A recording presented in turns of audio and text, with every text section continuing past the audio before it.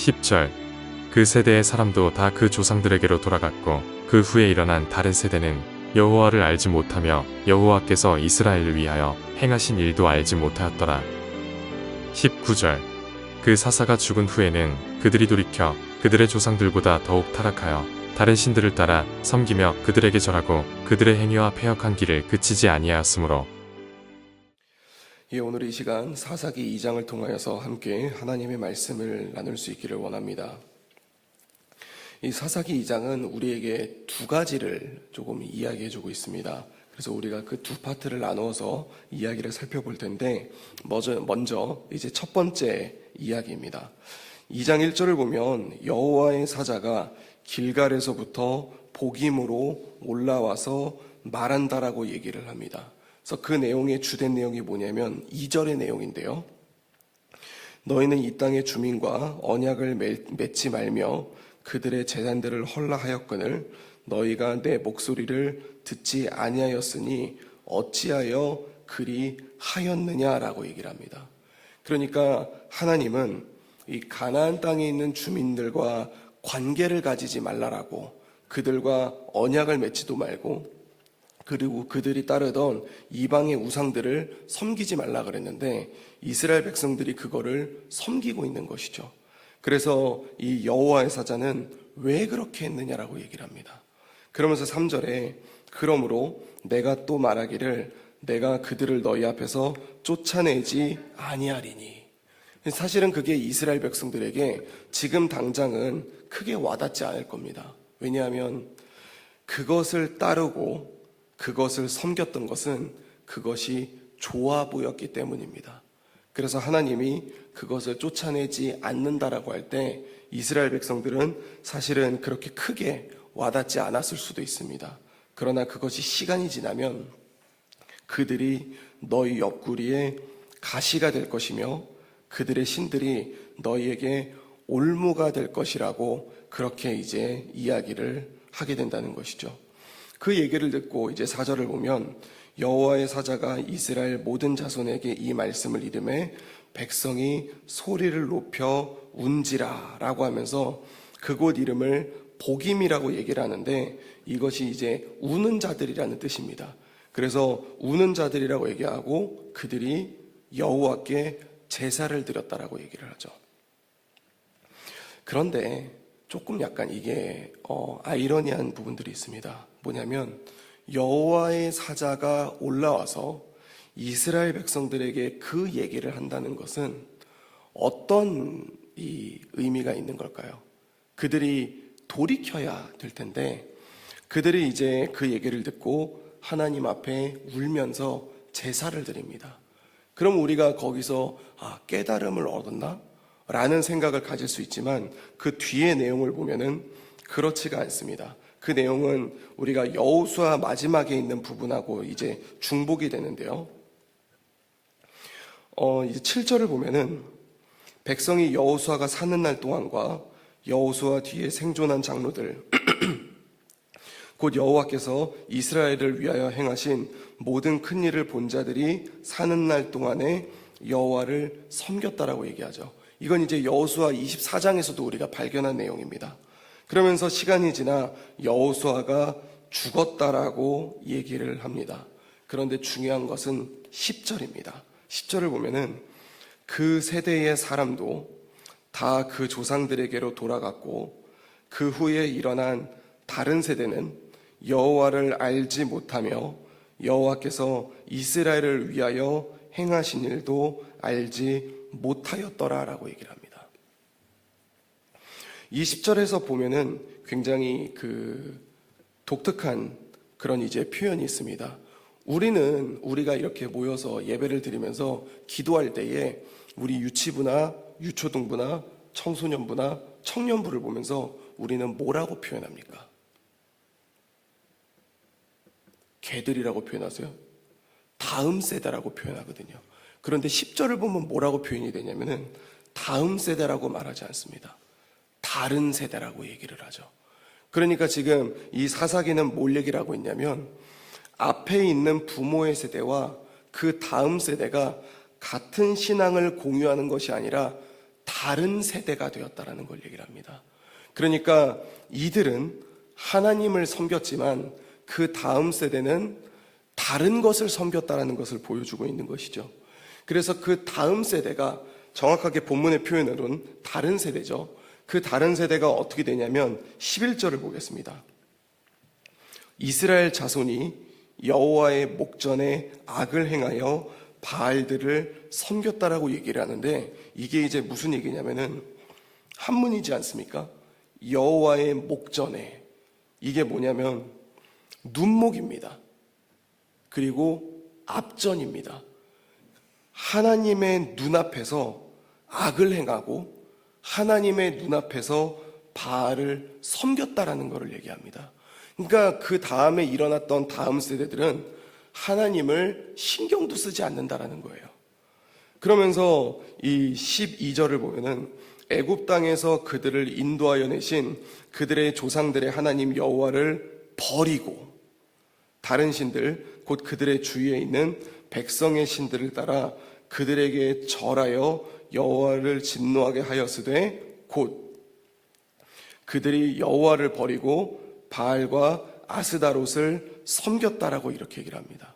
그러니까 지금 이제 그들이 여호와를 버렸다라고 얘기를 하는 거죠. 그러면서 그들은 하나님으로부터 떠나게 됩니다. 이것은 우리가 뭐를 생각할 수 있냐면 창세기를 생각할 수 있습니다.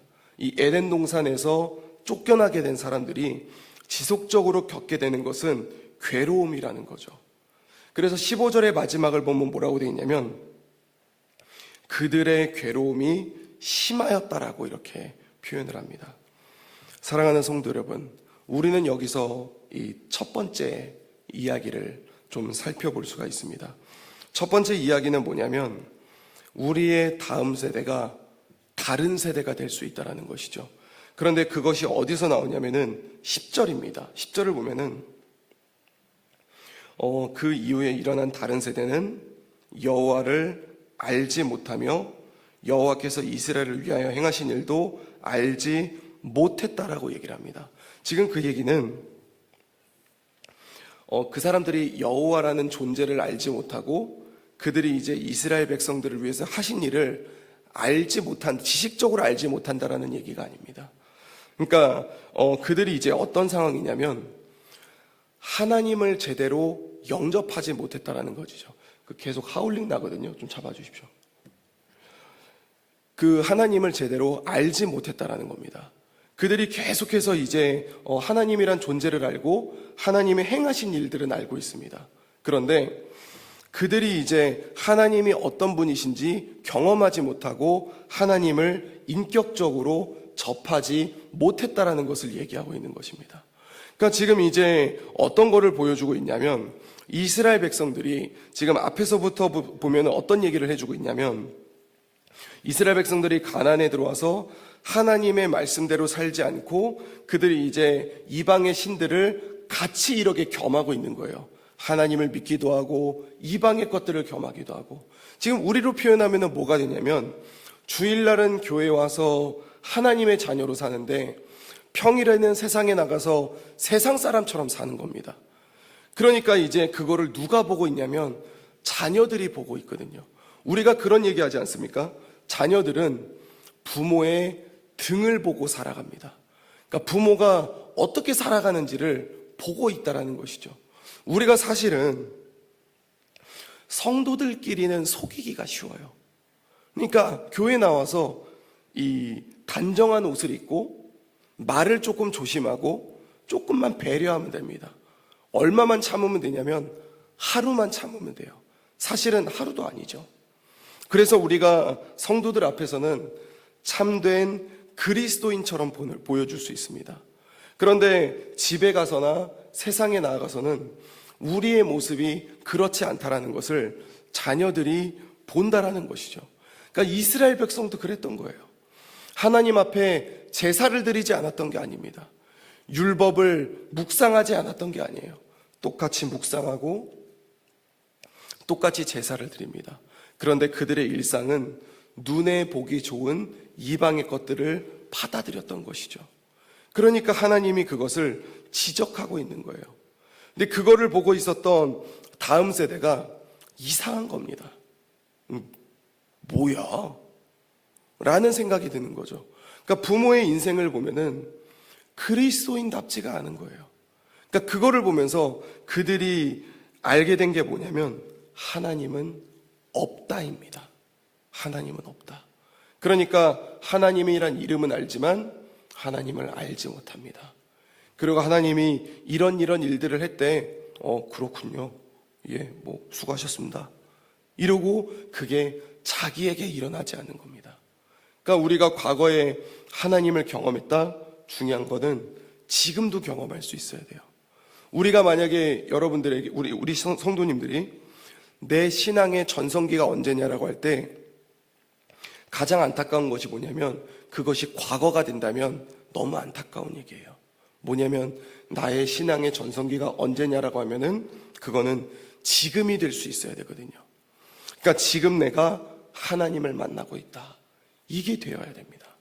그런데 이제 그러지 못하면 그 다음 세대가 여호와를 알지도 못하고 이스라엘을 위하여 행하신 일도 알지 못한다라는 거죠.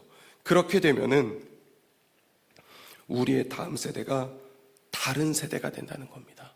사랑하는 성도 여러분, 사사기 2장이 우리에게 주고 있는 첫 번째 메시지는 우리의 삶이 우리의 다음 세대에게 전해진다라는 것입니다. 그래서 그 부분들을 우리가 기억하면서 우리의 다음 세대가 우리의 다른 세대가 되지 않기를 주님의 이름으로 간절히 부탁드립니다. 이 두 번째는 이제 그 다음의 내용인데요. 하나님은 이스라엘 백성들을 불쌍히 여기셔서 사사를 보냈습니다. 그래서 그 사사가 이제 결국 뭐를 하냐면 이스라엘 백성들이 가지고 있는 그 괴로움으로부터 구원을 해줍니다. 그래서 이스라엘 백성들이 어려움을 당할 때에 하나님이 사사를 보내고 그리고 그 사사가 그 어려움을 해결해 주죠. 그리고 이스라엘 백성들은 그걸 보면서 하나님은 살아계신다 라고 하면서 사사가 죽기 전까지는 하나님을 섬깁니다. 그런데 그 사사가 죽은 후에는 그 이스라엘 백성들이 언제 그랬냐는 것처럼 다시 타락하기 시작합니다.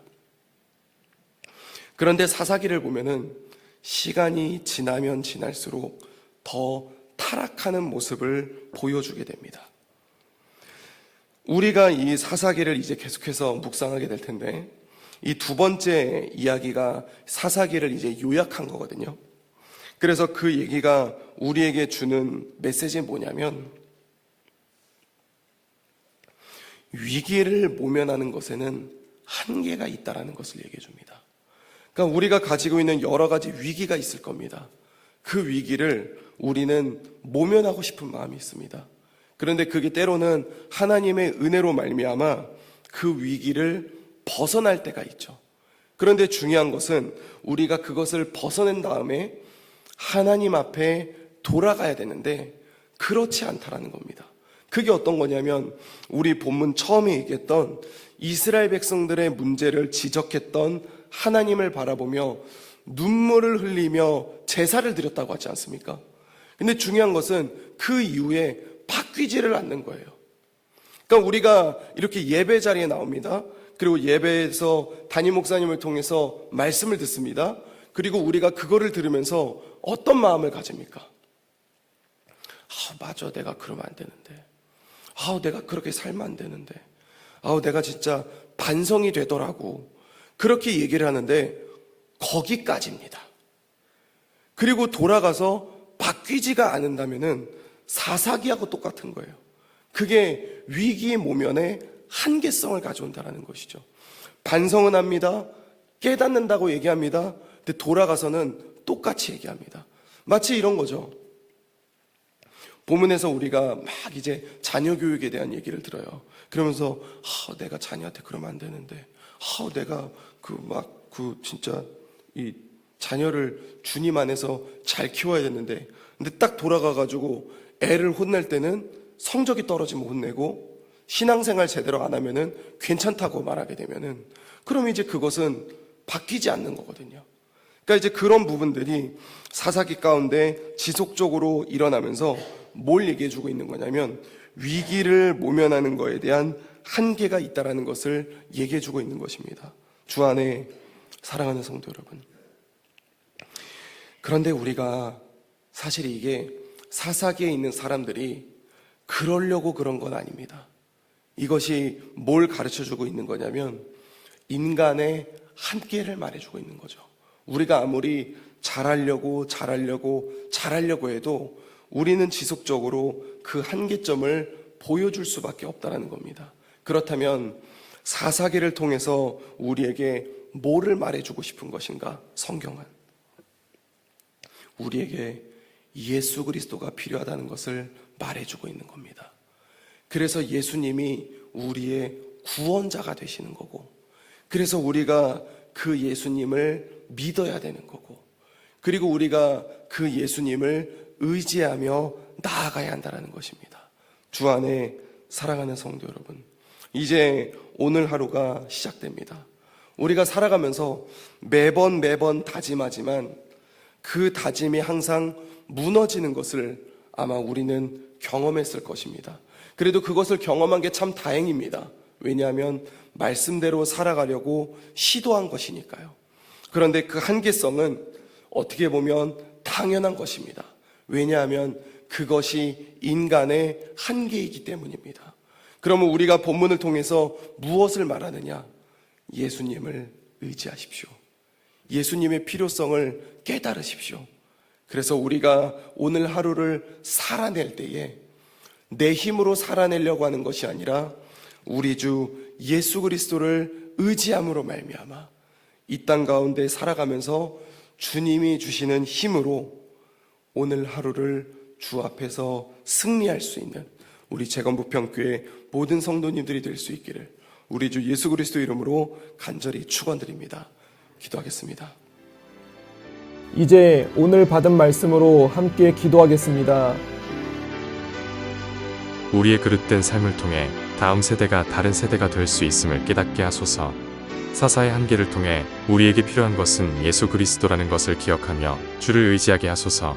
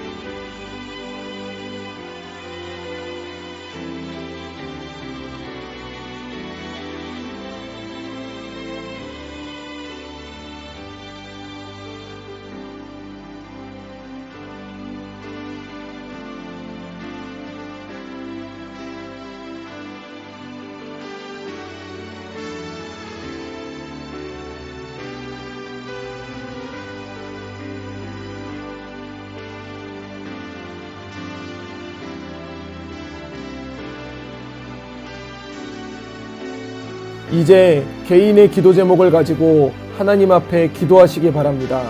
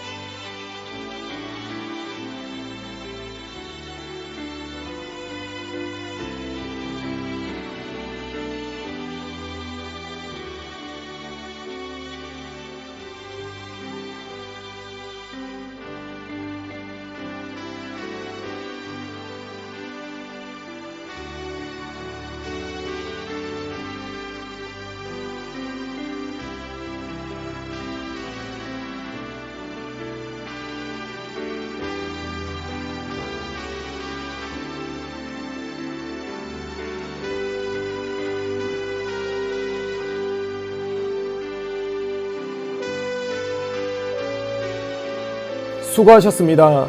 오늘도 하나님의 인도하심 가운데 승리의 하루를 보내시는 우리 재건부평교회 모든 성도님들이 되시기를 주님의 이름으로 축복합니다.